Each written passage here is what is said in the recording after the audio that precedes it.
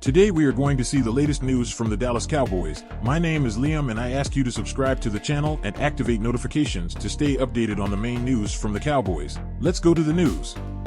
It is no secret that the Dallas Cowboys need more help at wide receiver. Fortunately, there figures to be multiple players at the position available before the trade deadline. Raiders star Davante Adams has requested a trade amid frustration with the team's direction and an apparent falling out with head coach Antonio Pierce. The Cowboys were initially reported as one of the teams that checked in on Adams, but it has since been disclosed by various team insiders that Dallas is, in fact, not interested in Adams due to his salary and the projected trade cost.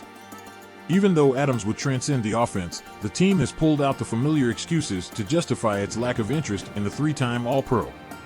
NFL Network insider Jane Slater was told directly by a team source that they don't have the money and that the team values its 2025 draft capital more than most years because of all the money it is tied to current extensions and set aside for future deals.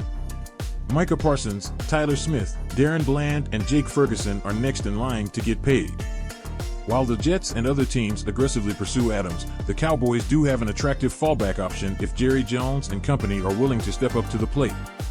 With the Carolina Panthers 1-3 and headed for another last-place finish in the NFC South, Diontae Johnson has found himself at the center of trade speculation. ESPN insider Adam Schefter appeared on the Pat McAfee show this week and circled Johnson as a potential trade candidate. Diontae Johnson is in the last year of his contract, said Schefter.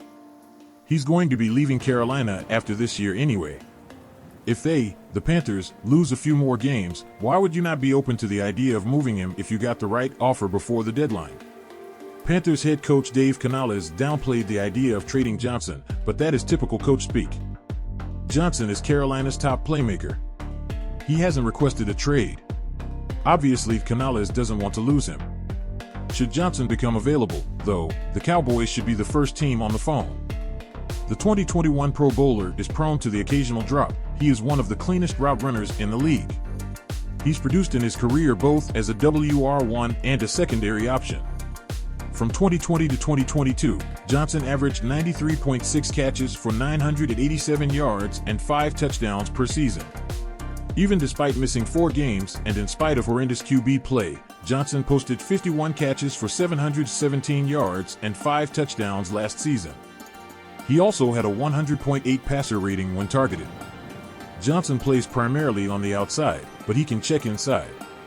Mike McCarthy can use CeeDee Lamb in the slot to create free releases for Johnson on the outside. The two receivers would complement each other perfectly. Johnson being on an affordable and expiring contract will make his price tag palatable for Dallas' penny-pinching front office. If the Panthers want to cash in on the 28-year-old before he reaches free agency, the Cowboys should give them a ring and offer a 3rd or 4th round pick. It wouldn't fix the run game, but it would make Dak Prescott's life markedly easier. Take the opportunity to share this news with another Cowboy fan and stay tuned because at any moment I will be back with more new updates. See you soon.